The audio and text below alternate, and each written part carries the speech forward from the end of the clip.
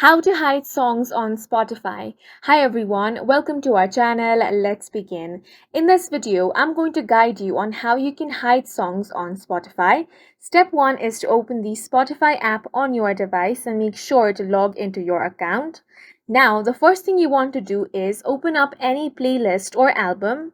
To open up your playlist, tap on Your Library.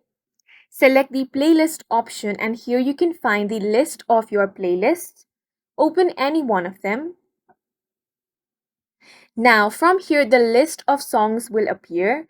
If you find any song that you don't particularly like, you can always hide that song. For that, tap on the three dots next to that song.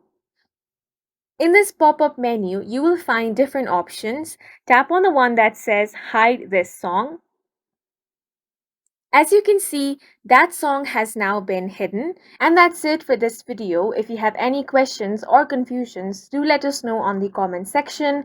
And don't forget to hit the like button and subscribe for more helpful tutorials.